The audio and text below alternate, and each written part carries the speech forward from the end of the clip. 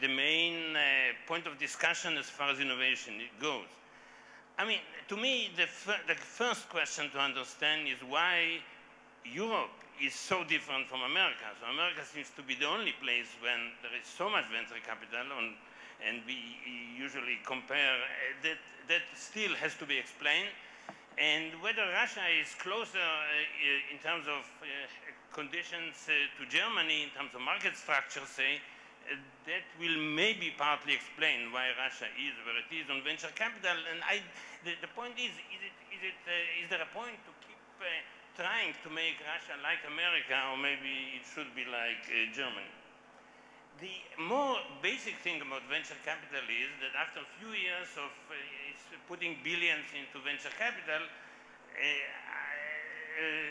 I was the World Bank at the time, and some people from the government said, well, you know, we have invested all this time, but all this money into this venture capital, but there's no deal flow. There's no pipeline of so-called bankable ideas. And the question is, why?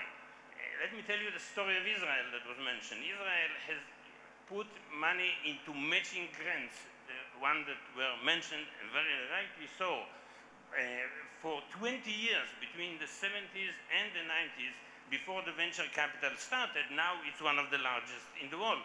But the basic thing is you have to build your deal flow for many, many years before you get private entrepreneurs risking their money on this idea. So that to me is an issue of, I mean, where's the point? You have an institution like FASI, the foundation which is giving out grants, which I think, relatively speaking, is quite good. And I have been following for many years, and it's not growing, or it's not growing significantly. So where are the matching grants of Russia? FASI is smaller than the whole program, the program in Israel, let alone the size difference. And I can tell you that in per capita terms, the US SBIR is 7 times bigger than the Russian FASI, and the Finnish tech is 28 times bigger.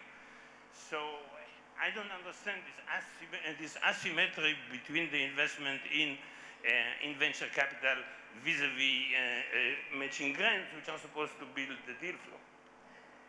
Now, this presentation is very rightly focused a lot on the matching idea. It's interesting to compare, and many countries I mentioned, Israel, Finland, Chile, have matching grants, while the US SBIR, the Small Business Innovation Research Program, does not. I put that as a question why. There are all kinds of theories, which I am not sure I understand, but we just should know that. Basically, the idea being that you have to, at least some scholars say, to help the company to pass that valley of death before you ask it to put in money. I'm not sure I understand. I'm not sure I agree with that. So that was point 3. Quickly, 4 and 5. I think we learn a lot from it's called co-inventions, patent in which you have a Russian and usually a German. These joint patents registered, say, in the EPO, in the European agency, have been growing significantly, much more than the local patents. That's a fantastic phenomenon of R&D collaboration. I suggest that's a place where the state can intervene and support. And last one, I would suggest to look in the final report a little bit on this question of picking winner and targeting. This is, I would understand, a policy of the Russian government. There are alternative approaches. It would be nice to say something about it as well.